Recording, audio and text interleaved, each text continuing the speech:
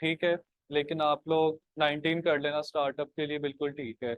जब उस पे हाथ आप लोगों का सेट हो जाएगा, फिर आप चाहे जो सा मर्जी वर्जन यूज कर लें, 21 कर लें, 21 कर लें, 22 या 23।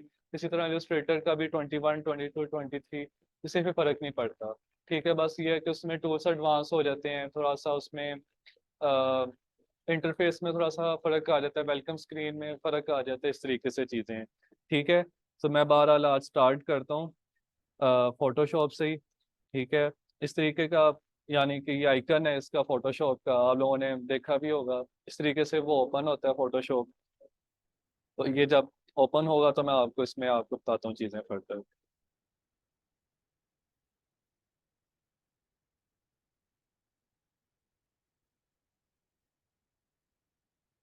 अच्छा, इसमें आप देखें कि आम जो फोटो अडोब से अगर फोटोशॉप बाय करें आप, तो इसमें इस तरीके से वेलकम स्क्रीन आ जाती है। ठीक है, वेलकम स्क्रीन में कुछ इतनी खास चीज़ें नहीं होती समझने वाली। ठीक है, कि वेलकम स्क्रीन में जस्ट आपको वो एड्स शो कर रहा होता है, कुछ आपका रिसेंट वर्क जो आपने किया होता है इस पे, ठीक है, वो शो करवा रहा होता है। इसके अलावा डिफरेंट चीज़ें यहाँ पे आ रही होती हैं, मिसाल के तौर पे कि आप यहाँ से अगर आप न्यू हो फोटोशॉप में, आपको यूज़ करना नहीं आता, तो आप कुछ क्लासेस भी ले सकते हैं टूल्स के हवाले से। ठीक है, लेकिन वो आपको आगे जाके बाय करनी पड़ती है। ठीक है, हमें फोटोशॉप पे कोई भी काम करना तो हमें क्या चाहिए, क्या चाहिए? न्यू फाइल चाहिए यार। ठीक है, मैंने आपको बताया कि हमने कोई भी काम करना है फोटोशॉप पे, हमें क्या चाहिए? न्यू फाइल चाहिए। ठीक है, न्यू फाइल पे ही हमारा सारा काम होगा, वर्क होगा। उसके लिए हमें उसका साइज का भी पता होना ज़रूरी है। ठीक है, तो न्यू फाइल ओपन करने का बिल्कुल आसान तरीका है कि आप यहाँ पे फाइल्स पे जाएं, और ये न्यू आ रहा है, इस पे क्लिक करते हैं। ठीक है, इस तरीके का फिर आपके सामने इंटरफेस आ जाएगा। एक तो ये तरीका है। दूसरा, आप शॉर्ट की के जरिए भी न्यू फाइल ओपन कर सकते हैं। कैसे? कंट्रोल+N। ठीक है, कंट्रोल+N किया और ये मेरे सामने इंटरफेस आ गया। ठीक है, इसमें आप थोड़ा सा अब इधर ध्यान दो यार, बंद करो लैपटॉप, ये थोड़ा सा समझो इसको। अच्छा, यहाँ पे रिसेंट्स फाइल्स आ रही हैं। रिसेंट्स फाइल्स क्या होती हैं? कि जो मैंने पहले फाइल ओपन की थी फोटोशॉप पे, वो यहाँ पे सेव होती गई हिस्ट्री के तौर पे। जिस तरह हमारी गूगल्स की टैब्स हिस्ट्री पे सेव होती जाती हैं, इसी तरह यहाँ पे भी टैब्स हमारी सेव होती जाती हैं। ठीक है, क्लियर हो गया? इसमें कोई चीज़ खास नहीं थी समझने वाली। ठीक है, उसके बाद यहाँ पे आ जाए सेव पे। सेव यानी कि यहाँ बिल्कुल ब्लैंक है, यानी कि मैंने कोई भी फाइल यहाँ पे सेव नहीं की हुई। इसका क्या मतलब है? कि अगर एक फाइल है जो मैं बार बार ओपन कर रहा हूँ, ठीक है, बजाय कि मैं बार बार उसकी सेटिंग देने के, एक ही दफ़ा उसको सेट करके उसको सेव भी कर सकता हूँ यहाँ पे। जैसे ही आप सेव करेंगे तो यहाँ इस वाले पोर्शन पे, सेव्ड वाले पोर्शन पे फाइल आपकी सेव हो जाएगी। अभी यहाँ पे मैंने कोई फाइल सेव नहीं की, इसलिए वो ब्लैंक है। ठीक है, आपको मैं तरीका भी बता दूंगा इसको, फाइल को हम कैसे सेव करते हैं। आगे आप देखें कि फोटोशॉप ने कुछ अपने प्रीसेट्स दिए हुए हैं। प्रीसेट से मुराद के बने बनाए टेम्पलेट साइजेस के दिए गए हैं। ठीक है, ये फोटोज के हैं, आप इसमें से कोई भी यूज कर सकते हैं।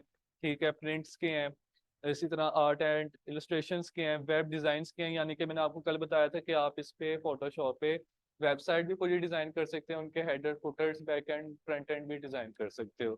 ठीक है, ग्राफिकली। ठीक है, उसके बाद मोबाइल फ़ोन एप्लीकेशंस भी आप डिज़ाइन कर सकते हैं, यानी कि UI UX लेवल का भी काम हो जाता है इस पे। इसी तरह, हाँ होगा ऐड। ठीक है, उसके बाद फिल्म एंड वीडियोस पे देखते हैं आप, थंबनेल्स आ जाती हैं। ठीक है, वो भी आप इस पे डिज़ाइन कर सकते हैं। ये उनके बने बनाए टेम्पलेट्स हैं, बाज़ का स्टूडेंट्स को नहीं पता होता उसका थंबनेल का साइज़ का, तो आपको यहाँ से भी मिल जाएंगे। ठीक है, लेकिन वो ढूंढना कोई इतना मुश्किल काम नहीं है, आपने जस्ट प्रॉम्प्ट पे लिखना है thumbnail size, YouTube thumbnail size in pixels. ठीक है, वो आपको पिक्सेल्स में साइज दे देगा। चीज़ें क्लियर हो गई ये सारी आपको? मैं वापस रिसेंट्स पे आ जाता हूँ, और ये प्रीसेट डिटेल अब मैं आपको समझाता हूँ ये क्या है। सबसे पहले यहाँ पे आ जाए प्रीसेट डिटेल में। ये आपसे क्या पूछ रहा है? फाइल का नेम। फाइल का नेम यानी कि हम क्या डिज़ाइन करने लगे हैं उसका आप नेम दें। ठीक है, बेहतर यही होता है कि मैं अगर सोशल मीडिया पोस्ट डिज़ाइन करने लगा हूँ, तो आप फाइल का नेम दें, ताकि आपको भी पता हो कि मैं क्या डिज़ाइन करने लगा हूँ। ठीक है, क्लियर? अब मैं यहाँ पे लिख लेता हूँ सोशल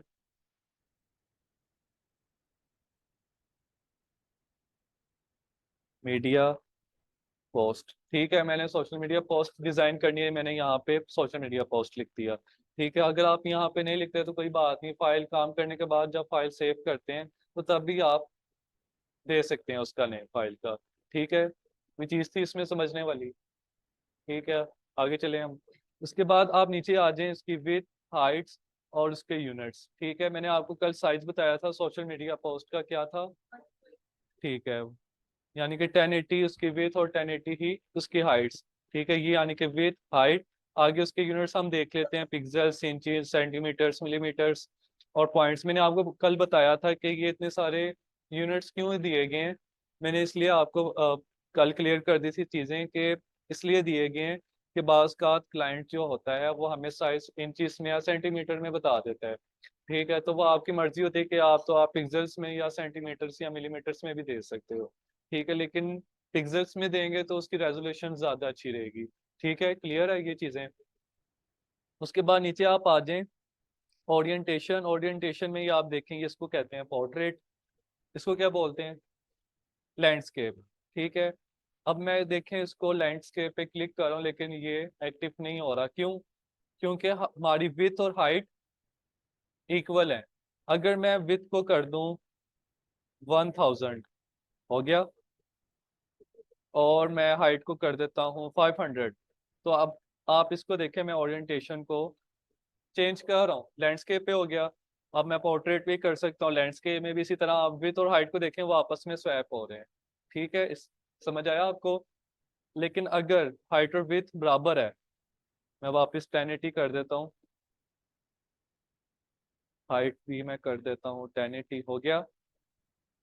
इसको अगर मैं आप पोर्ट्रेट पे करता हूँ तो ये देखिए लैंडस्केप पे इसका साइज है ही नहीं। ठीक है, क्योंकि विथ और हाइट हमारी इक्वल है। ये चीज़ समझ आ गई आपको? या आगे जब हम बिजनेस कार्ड डिज़ाइन करेंगे तो ये आपको चीज़ें क्लियर होती जाएंगी, क्योंकि हाइट और विथ में डिफरेंस होगा उनके साइजेस में। ठीक है, फिर आप अच्छे से इसको समझ जाएंगे। आगे ये देखें, ये थोड़ा सा आगे मार्क आ रहा है आर्टबोर्ड का। आर्टबोर्ड मीन्स के आपको एक से ज़्यादा मल्टीपल कैनवस मिल जाएगा। ठीक है, पेजेस मिल जाएंगे, लेकिन ये फोटोशॉप पे आर्टबोर्ड यूज नहीं होता। फोटोशॉप पे सिर्फ कैनवस, पिक्सेल्स, रेजोल्यूशंस या आप उसको बैकग्राउंड कह सकते हैं। ठीक है, यानी कि एक ही पेज आपको मिलेगा, उसी पे आपने काम करना है। आर्टबोर्ड का काम इलस्ट्रेटर पे होता है, वो आपको एक से ज्यादा भी पेजेस दे देता है। ठीक है, यानी कि एक ही पूरे बैकग्राउंड पे आप कह लें मल्टीपल पेजेस आ जाते हैं, उस पर आप काम करते हैं। वो किस लिए यूज होते हैं वो आपको मैं इलस्ट्रेटर जब मैं समझाऊंगा फिर आपको क्लियर कर दूंगा। ठीक है, लेकिन मैं इसको अभी के लिए स्किप कर रहा हूँ आर्टबोर्ड को। क्लियर हो गया? उसके बाद नीचे आ जाए रेजोल्यूशंस। रेजोल्यूशंस मैंने इसको लिखा हुआ है 300। अब रेजोल्यूशंस क्या होती हैं कि आप एक इंचिस में कितने रेजोल्यूशंस चाहते हैं, या आप यूँ कह लें कि आप एक इंचिस में कितने पिक्सल्स चाहते हैं। ठीक है, अब मैंने इसको रेजोल्यूशन को किया हुआ है 300, यानी कि मैं, इसका मतलब है कि मैं एक इंच के अंदर 300 रेजोल्यूशन चाह रहा हूँ। मीन्स के एक इंच के अंदर कितने बॉक्सेस आ जाएंगे, ग्रिड्स आ जाएंगे। ठीक है, मैंने आपको कल बताया था कि जितने ग्रिड्स के दरमियान फासला कम होगा उतनी हमारी पिक्चर या जो हमने चीज़ डिज़ाइन की होगी वो उतनी हाई क्वालिटी में होगी। ठीक है, उस ग्रिड्स के दरमियान जितना फासला ज़्यादा होगा उतनी हमारी रेजोल्यूशन कम होगी। ठीक है, अमूमन तौर पे जब आप फोटोशॉप इंस्टॉल करेंगे तो यहाँ पे ऑलरेडी 72 लिखा होगा। 72 मीन्स 72 रेजोल्यूशंस।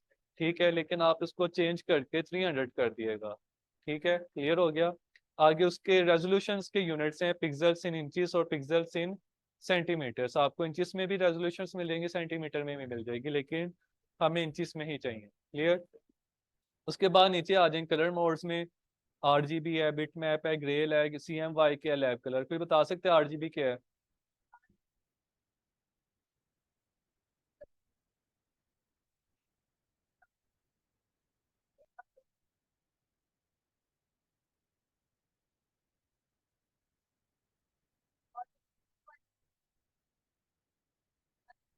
बैनर्स।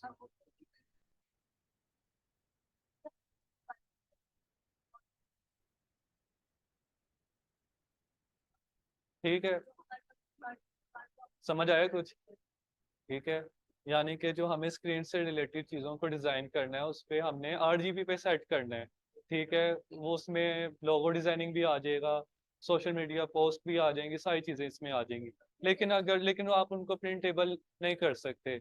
इसी तरह CMYK के, ये आपको मैं बता भी देता हूँ, RGB और CMYK, लेकिन ये आप इतना कॉन्सेप्ट समझ लो।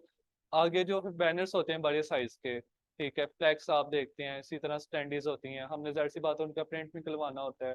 फिर हम उनको सेट करते हैं किस पे, CMYK पे। ठीक है, अभी RGB होता क्या है, RGB stand for red green blue. ठीक है, बिल्कुल सिंपल है, आप लोग कंप्यूटर्स के होंगे, ठीक है, आप लोगों को ये पता भी होगा, 9-10 में ये पढ़ा भी हुआ होगा आपने। ठीक है, RGB means red green blue, ये प्राइमरी कलर्स होते हैं, ये तीन कलर्स मिलकर ही बाकी मल्टीपल कलर्स बनाते हैं। ठीक है, और CMYK stand for C for cyan, M for magenta, Y for yellow, K for कैसेरिया। ठीक है, ये K फॉर कैसेरिया मींस ये ब्लैक कलर की तरह होता है। ठीक है, आप भी गूगल पे सर्च भी कर लेना, आपको ये क्लियर हो जाएंगी चीजें। ठीक है, CMYK फोटोशॉप पे यूज नहीं होता। ठीक है, CMYK फोटोशॉप पे यूज नहीं होता, उसकी वजह यह है कि आप बड़े साइज का काम फोटोशॉप पे नहीं कर सकते, वो इलस्ट्रेटर पे आप कर सकते हैं। ठीक है, ये आप कोरल पे कर सकते हैं। छोटे साइज का काम यानी कि सोशल मीडिया पोस्ट, ठीक है, इसी तरह menu, business card, visiting card, इस तरीके की चीजें, लोगोस, वो आप काम कर सकते हो किस पे, फोटोशॉप पे, और किस पे, RGB पे। ठीक है, तो हमारा जितना भी काम होगा फोटोशॉप पे वो RGB पे होगा, CMYK वाला का हमारा इलस्ट्रेटर पे होगा। ठीक है, बाकी कलर मोड्स इतने यूज नहीं होते, सिर्फ RGB यूज होता है किस, फोटोशॉप पे। ठीक है, उसके बाद आप आगे आ जाए यहाँ पे, 8 बिट, 16 बिट्स, 32 बिट्स, इसका क्या मतलब है, बता सकते हैं?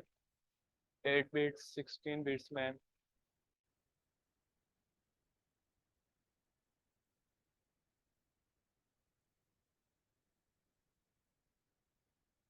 हमारी, हम जो भी चीज डिजाइन करते हैं स्क्रीन से रिलेटेड, उनका साइज मिनिमम 8 बिट्स होता है। ठीक है, वो 8 बिट की होती हैं। आप चाहे मोबाइल पे या कोई पिक्चर सेव होगी, आप उसकी अगर डिटेल्स में जाके देखें तो आप, जाहिर सी बात है, उसकी क्वालिटी, अब आप देखें, आपने कोई पिक्चर आईफोन से ली है तो वो कितने बिट्स में आ रही होगी। ठीक है, ये मैं उस वक्त की बात कर रहा हूँ जब इतने आईफोन्स नहीं थे। ठीक है, वो 3310 के जमाने थे। ठीक है, वो यानी कि एक आधे बंदे के पास सिर्फ DSLR होता था, और तब वो DSLR वाले बंदे की शशके होते थे। ठीक है, यानी कि हमने अगर शूट करवाना हो तो वो अपने DSLR वाले दोस्त को फोन करते थे कि आप आ जाओ, हमारा शूट कर दो। ठीक है, और उस टाइम फोटोग्राफर की डिमांड भी बहुत थी। ठीक है, और ये मैं उस वक्त की ही बात करूँ, तब जो मिनिमम जो साइज होता था एक पिक्चर का, ठीक है, वो 8 बिट में ही होता था, क्योंकि हमने एक पिक्चर को एडिट करना है। ठीक है, उसका मिनिमम साइज फोटोशॉप पे 8 बिट होता है। ठीक है, इसी तरह हम जो स्क्रीन से रिलेटेड चीज़ों को डिज़ाइन करेंगे उसका मिनिमम साइज ही 8 बिट होगा। इसी तरह 16 बिट्स थोड़ा सा हाई लेवल UI UX में चले जाएगा। ठीक है, फिर उसके और अपर लेवल में जब हम बैनर्स डिज़ाइन करेंगे तो वो 32 बिट्स पे हम चले जाएंगे। ठीक है, लेकिन अभी हमने 8 बिट्स पे ही रहना है, स्क्रीन से रिलेटेड चीज़ों को डिज़ाइन करना है, तो इसको भी मैं स्किप कर रहा हूँ, 8 बिट पे ही इसको रहने देना है। ठीक है, इसको आप अच्छी तरीके से देख लें, रट्टा लगा लें। सिर्फ आपने दो, एक चीज़ चेंज करनी है इसमें, क्या, रेजोल्यूशन। ठीक है, उसको आपने 300 कर देना है, फिर उसको आपको बार बार चेंज करने की जरूरत नहीं पड़ेगी। क्लियर हो गया? उसके बाद नीचे आ जाए बैकग्राउंड कंटेंट्स पे, ये वाइट है, ब्लैक है, बैकग्राउंड कलर है, ट्रांसपेरेंट और कस्टम्स है। ठीक है, मैं अमूमन तौर पे वाइट ही रखता हूँ, अगर मुझे बैकग्राउंड कलर चेंज करने की जरूरत पड़े तो मैं चेंज कर लेता हूँ। ठीक है, उसके बाद नीचे आप आ जाए एडवांस ऑप्शन पे। एडवांस ऑप्शन यानी कि हम आगे एडवांस पे ही जाके सीखेंगे, इसको मैं स्किप कर रहा हूँ। यहाँ तक किसी का कोई सवाल?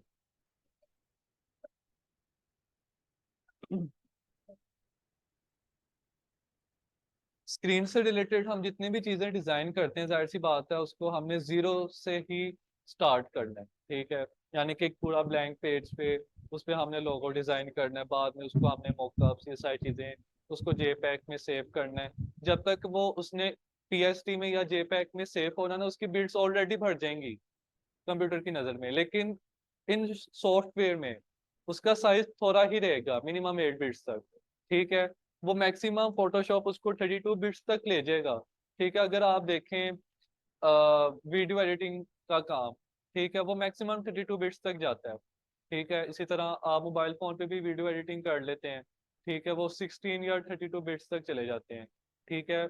और इसी तरह आप, जाहिर सी बात है, अब एडवांस हो गई है, काफ़ी टेक्नोलॉजी एडवांस हुई है, मोबाइल फ़ोन हमारे काफ़ी सारे अपग्रेड हो गए हैं, ठीक है। यानी कि मेरे पास भी जो मोबाइल है, वो कम से कम उसका जो बैक कैमरा है 40 मेगापिक्सल है, ठीक है। अब मैं कोई भी पिक्चर लूंगा तो उसकी एक तो हाई रेजोल्यूशन पिक्चर होगी, ठीक है, बिट्स में भी काफ़ी ज़्यादा होगा, और वो उसकी पिक्चर जहाँ पे पहले केबी में आती थी, अब वो एमबी में एक पिक्चर सेव होती है, ठीक है। यानी कि एक पिक्चर की स्पेस भर गई है कैमरे की वजह वजह से, ठीक है। क्यों?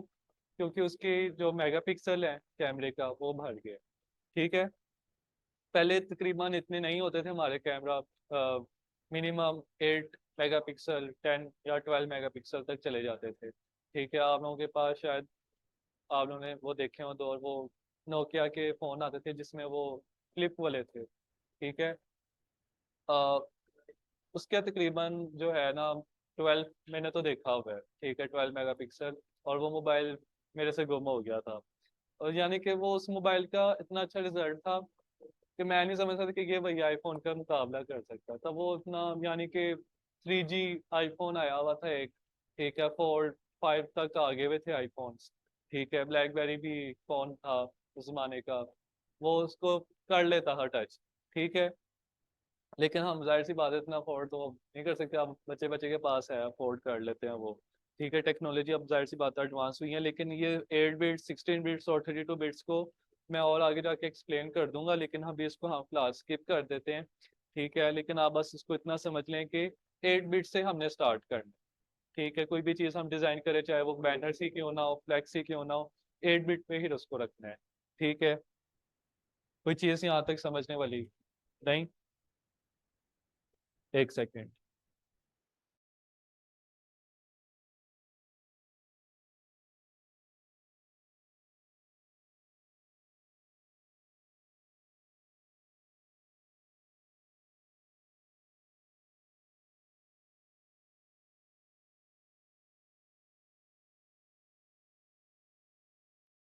जी विंडोज 7, 8 में हो जाएगा इंस्टॉल इजीली, ठीक है।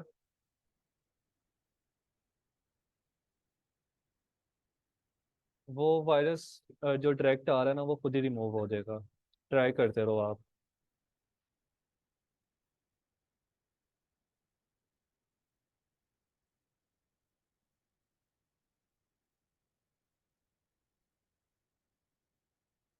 ठीक है। अब मैं क्या डिज़ाइन करने लगा हूँ, सोशल मीडिया पोस्ट, उसके मैंने साइजेस दे दिए हैं, और आपने सिंपल उसको क्या करना है, क्रिएट कर देना, ठीक है। क्रिएट कर दिया तो ये मेरे सामने 1080 ओवर 1080 हाइट विथ का एक कैनवस आ गया है।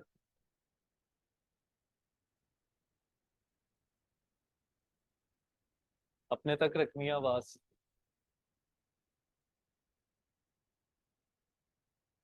ठीक है।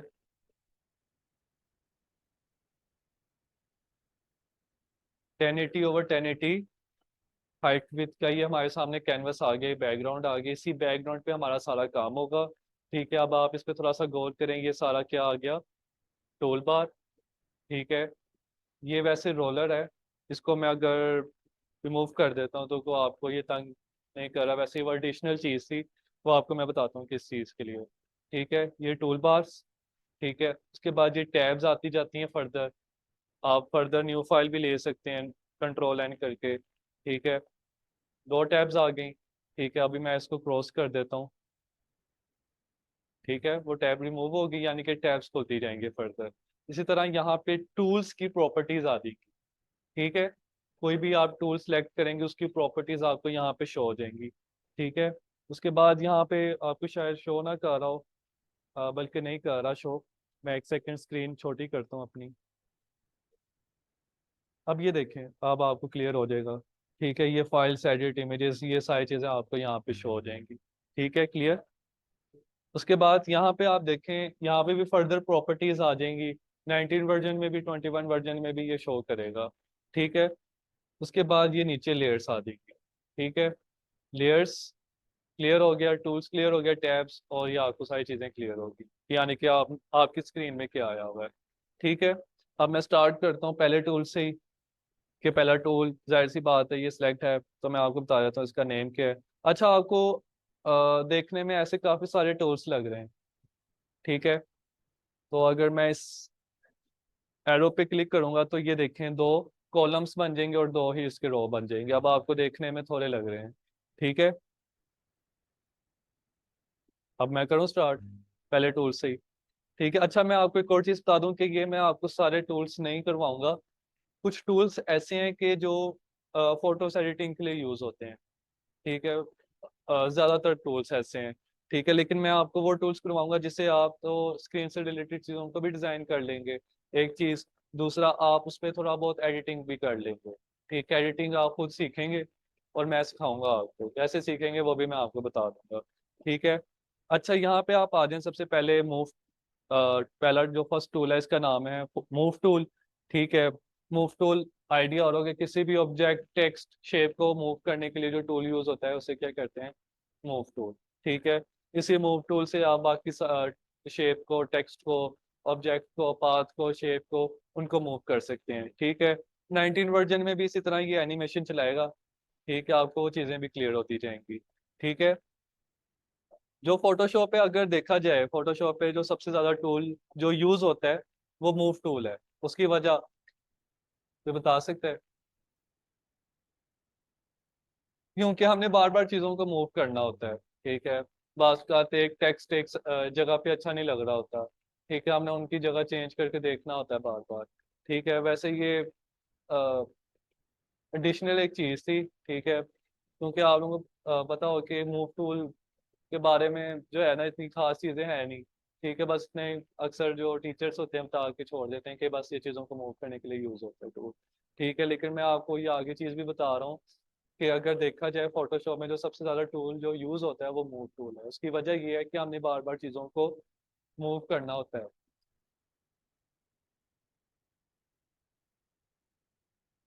हो गया, ठीक है। उसके बाद आप सेकंड टूल पे आ जाए, इसका नाम है रेक्टेंगुलर मार्की टूल, ठीक है। ये सिलेक्शन टूल भी हम इसको बोलते हैं, ठीक है। ये मैं आपको बता भी देता हूँ कि कैसे, कि इस पे मैंने क्लिक किया, एक्टिव हो गया, ठीक है। एक और चीज़ मैं आपको बताता हूँ, इस पे आप गौर करें तो एक छोटा सा एरो नजर आ रहा होगा आपको, ठीक है। इसका मतलब है कि इसके अंदर और भी टूल्स हैं सिलेक्शंस के, ठीक है। इस पे मैंने होल्ड करके रखा क्लिक, तो आपको रेक्टेंगुलर मिल जाएगा, सर्कल मिल जाएगा, सिंगल लाइन मिल जाएगा और सिंगल कॉलम भी मिल जाएगा, ठीक है। लेकिन मुझे चाहिए रेक्टेंगुलर मार्की टूल, ये मैंने सेलेक्ट किया और मैं इसको सिंपल इस तरीके से ड्रैग करके ड्रॉ कर लेता हूँ, ठीक है। हो गया। अब इसका क्या मतलब है कि इस पूरे कैनवस पे, या इस पूरे, जी बिल्कुल, इस यानी कि इस पूरे कैनवस में हमारा सिर्फ ये वाला एरिया जो सिलेक्ट है ये एक्टिव है। या आप यूँ कह लें कि इस पूरे कैनवस पे सिर्फ ये वाले पिक्सेल्स एक्टिव हैं, ठीक है। ये बॉर्डर बन गया, ठीक है। इससे हम बहुत सारे काम कर सकते हैं, पिक्चर्स को सिलेक्ट कर सकते हैं, किसी ऑब्जेक्ट शेप की सिलेक्शन कर सकते हैं, काफी सारे हम इससे काम कर सकते हैं। लेकिन ये बिल्कुल बेसिक वाला मैं आपको काम बता रहा हूँ कि इसका मतलब है कि इस पूरे कैनवस पे सिर्फ ये वाले जो पिक्सेल्स हैं, जाहिर सी बात है इसके अंदर पिक्सेल्स ही हैं, सिर्फ ये एक्टिव हैं, ठीक है। अगर मैं सिंपल बी दबाऊं, ब्रश टूल सेलेक्ट हो गया, ब्लैक कलर सेलेक्ट है, और मैं इसको सिंपल इस तरीके से ड्रॉ कर लेता हूँ, हो गया ड्रॉ। लेकिन अगर मैं बाहर ड्रॉ करूँ तो नहीं हो रहा, क्यों? क्योंकि ये सिलेक्ट ही नहीं है, सिर्फ इसके अंदर अंदर ही मेरा सारा काम होगा, इससे बाहर नहीं होगा। सिंपल बी दबाया और ब्रश टूल सेलेक्ट हो गया, ठीक है। ये मैं आपको कुछ शॉर्ट कीज भी हैं, A for apple, B for ball वाली आपने पढ़ी होंगी चीज़ें, फोटोशॉप में भी आपको मैं बताऊंगा चीज़ें। बी फॉर ब्रश टूल, ठीक है। इसी तरह ई फॉर इरेजर, ठीक है। पी फॉर पेन टूल, और इसी तरह टी फॉर टेक्स्ट टूल, ठीक है। इस तरह S for selection tool, C for crop tool, F for frame, ठीक है। आई से आई ड्रॉपर, ये सारी चीज़ें मैं आपको सुनाऊंगा, एबीसीडीज की भी है, मैंने बनाई हुई है, ठीक है। तो जो है, ये क्लियर हो गया आपको, समझ आया कि यानी कि इस पूरे कैनवस में सिर्फ ये वाला एरिया एक्टिव है, इसी के अंदर मैं काम कर सकता हूँ। अब मैं ये कंट्रोल जी से, कंट्रोल जी भी बता सकते हैं क्या होता है?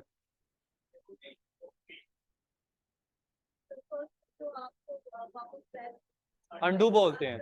ठीक है, ठीक है, तो आपने कंट्रोल जी से उसको अंडू भी कर सकते हैं, और रीडू के लिए कंट्रोल शिफ्ट जी। ठीक है, जो मैंने डिलीट किया वो वापस आ गया सारा काम।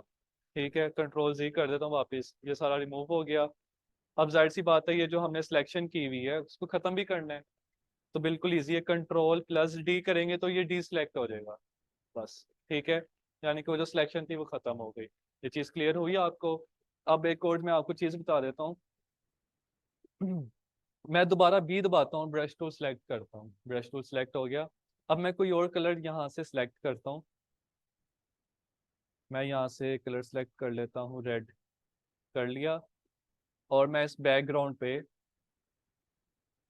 ड्रॉ कर लेता हूँ ये लाइन, ब्रश कर लिया। ठीक है, हो गया। अब मैं वापस मूव टूल पे आता हूँ, मूव टूल सेलेक्ट हो गया। अब मैंने इसको मूव करना है, मैं मूव कर रहा हूँ ये, लेकिन मूव नहीं हो रहा, क्यों?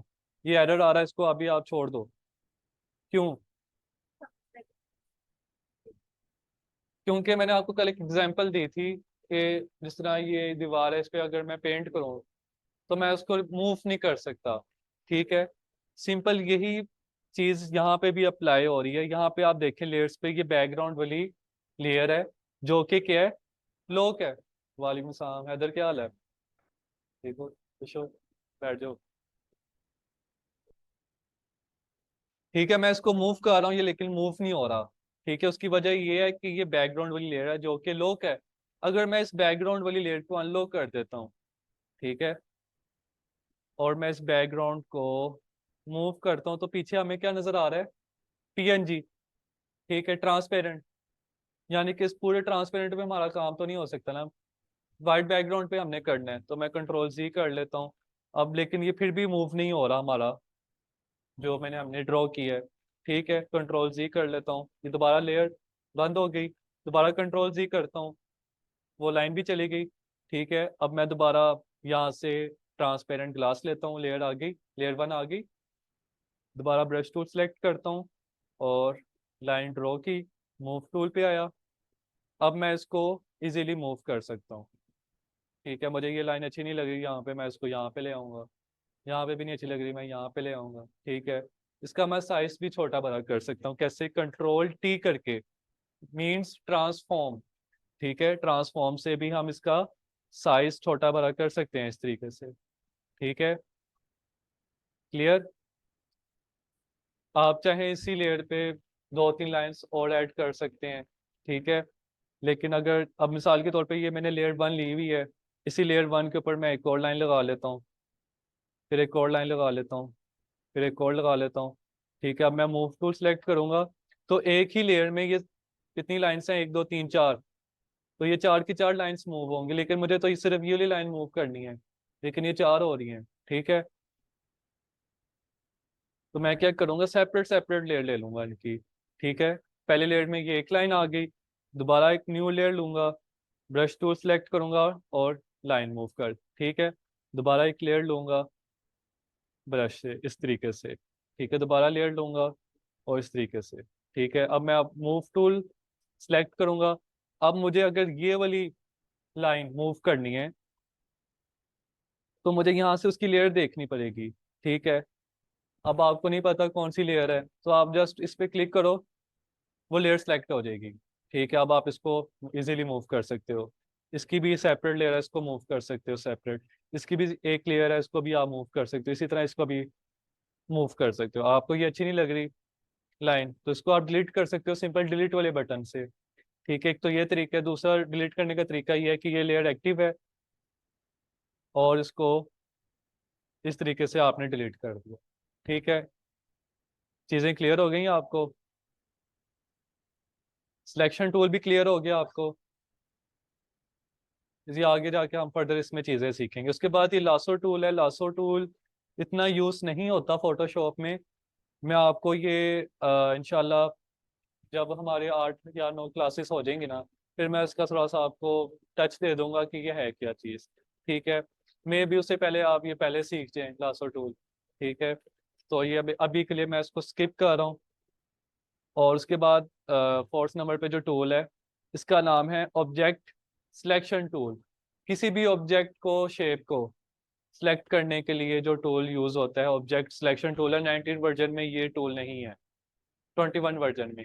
ठीक है, ये जो टूल है इसी को मैं एआई बोलता हूँ।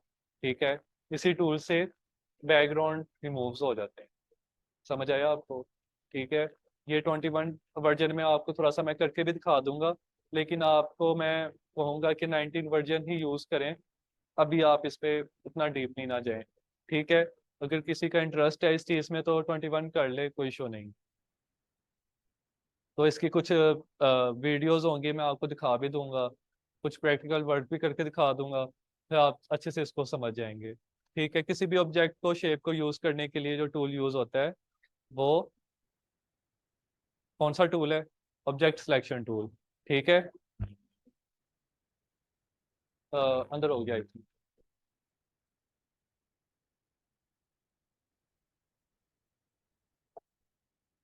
अच्छा, कुछ शॉर्ट कीज हैं, ये आप समझ लो जल्दी से। वी प्रेस करेंगे तो मूव टूल सेलेक्ट हो जाएगा।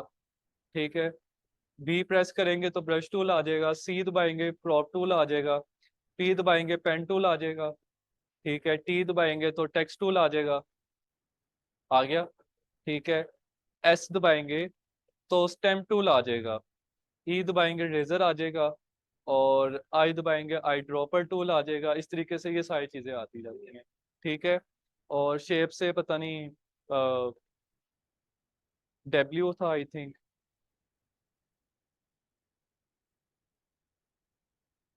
आगे उनके आप देखें शॉर्ट कीज भी लिखी होती हैं। ठीक है, जिस तरह ये पेन टूल के आगे उसका टी भी लिखा होगा, सॉरी पेन टूल का पी लिखा हुआ है। ठीक है, पी प्रेस करके भी आप पेन टूल सेलेक्ट कर सकते हैं इस तरीके से। ठीक है, उसके बाद नीचे आ जाएंगे इस वाले टूल में क्रॉप टूल। क्रॉप टूल आपको पता है, क्रॉप किसी भी ऑब्जेक्ट शेप को क्रॉप करने के लिए जो टूल यूज वो क्रॉप टूल है। ठीक है, ये भी आपको मैं स्किप कर देता हूँ फिलहाल के लिए। फ्रेम टूल है, फ्रेम टूल इतना यूज नहीं होता। ठीक है, वैसे ये यूज होता है क्लिपिंग मास्क के लिए। क्लिपिंग मास्क के लिए एक और तरीका भी है, वो मैं आपको बता दूंगा, लेकिन crop tool, sorry frame frame tool है, इसको मैं स्किप कर रहा हूँ। ठीक है, आई ड्रॉपर टूल इसके बाद आ जाता है। इसको आप थोड़ा सा समझने की कोशिश करें इसी तरह। क्या इसका समझ आया आपको? बताएं। कलर सिलेक्शन के लिए जो टूल यूज होता है वो आई ड्रॉपर टूल है। ठीक है, जाहिर सी बात है, एक कलर मैंने सेलेक्ट किया है मिसाल के तौर पे ये, इसको मैं ओपन करता हूँ, यहाँ पे आपको उसका हेक्साडेसिमल कोड नजर आ रहा होगा, ऐसे ही है। सेम वही हेक्साडेसिमल कोड के साथ जो कलर पिक कर लेता है, जो टूल हमारी मदद करता है, सेम उसी हेक्साडेसिमल कोड के साथ कलर पिक करने में वो आई ड्रॉपर टूल है। ठीक है, ये आगे जाके यूज होगा दो तीन डिफरेंट जगहों पे भी। ठीक है, क्लियर हो गया आपको? उसके बाद ये नीचे आ जाएं, spot healing I I think है ये। स्पॉट हीलिंग मैंने आपको कल बताया था कि ये सॉफ्टवेयर पहले यूज होता था किस लिए? फोटोज एडिटिंग के लिए। और मैंने आपको अपने चेहरे की एक एग्जांपल भी दी थी कि अगर मेरे चेहरे पे काफ़ी सारे स्पॉट्स हैं, निशानात हैं, उनको रिमूव करने के लिए ये टूल यूज़ होता है। ठीक है, इंशाल्लाह मैं आपको थोड़ी सी फोटो एडिटिंग भी और इसका थोड़ा सा प्रैक्टिकल भी करके दिखाऊंगा। ठीक है, ब्रश टूल मैंने आपको बता दी है। उसके बाद ये स्टेम टूल है। स्टेम टूल क्या होता है? आपको मैं एक एग्जांपल दे देता हूँ, बिल्कुल आसान सी है कि दो दरख्त हैं, एक के पत्ते, एक एक ऐसा दरख्त है जिसपे पत्ते लगे हुए हैं। ठीक है, और एक दूसरा दरख्त ऐसा है जिसके पत्ते झड़ गए हैं। अब आप उस झड़े हुए दरख्त पे पत्ते लगाना चाहते हैं। ठीक है, सॉफ्टवेयर में तो ये बिल्कुल इजी है। ठीक है, तो आप क्या करेंगे, स्टेम टूल मदद करता है वो पत्ते, स्टेम टूल यानी कि एक जगह से कॉपी करेगा वो पत्ते, और वहां से आप उसको इजीली स्टैम्प कर सकते हो। ठीक है, यानी कि कॉपी और पेस्ट। ठीक है, फिर वो जो जले हुआ दरख्त होगा वहां पे भी पत्ते आ जाएंगे। ठीक है, इसकी कुछ वीडियोस हैं यूट्यूब पे, आप देख लिएगा, आपको वो क्लियर होती जाएंगी चीज़ें। ठीक है, एक और चीज़ मैं आपको बता दूं, जिस चीज़ की आप वीडियोस देखें यूट्यूब पे टूल से रिलेटेड, ठीक है, तो वो सवाल लेके मेरे पास नहीं आना, उसके